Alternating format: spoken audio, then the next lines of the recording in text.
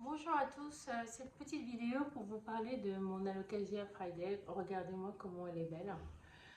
Elle est magnifique. Elle me fait une nouvelle plante, une nouvelle feuille, pardon. En plus, l'Alocasia, je l'ai achetée chez Truffaut lors d'une opération plante rare. Je crois que ça devait faire 15 cm, tout petit.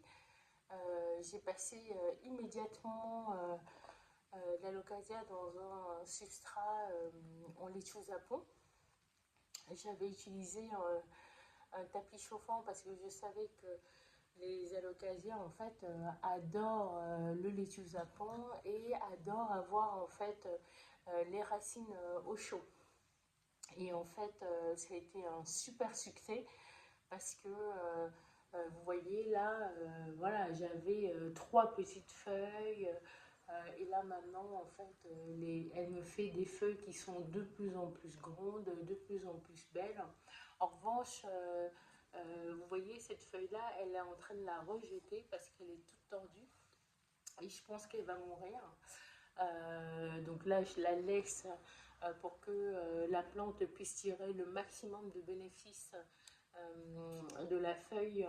Voilà, vraiment, c'est quand elle sera complètement affaissée donc, que je vais l'enlever. Pour l'instant, je la laisse. Voilà. Mais elle pousse super bien.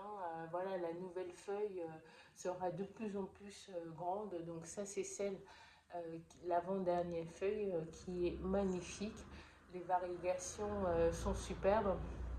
Et cerise sur le gâteau, j'ai des rejets donc que j'ai séparé d'ailleurs de la plante mère et ça se passe super bien.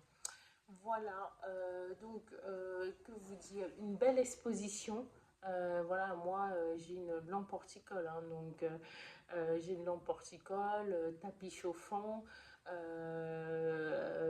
heures non-stop et en fait bien sûr un engrais. Voilà, donc moi j'utilise l'engrais BioBiz, mais bon, voilà, il y a plein d'autres engrais sur le marché. Et en fait, ça se passe super bien donc pour ma petite alocasia.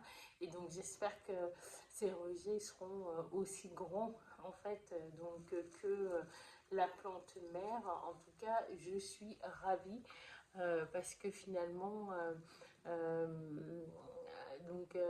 quand je pense que cette plante, en fait, elle avait été réservée par un client qui n'est pas venu la chercher et je suis arrivée 2 jours après.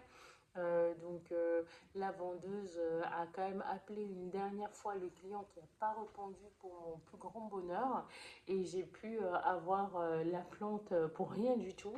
Et aujourd'hui, vous voyez, voilà, j'ai deux belles plantes magnifiques. Voilà. Si vous avez le secret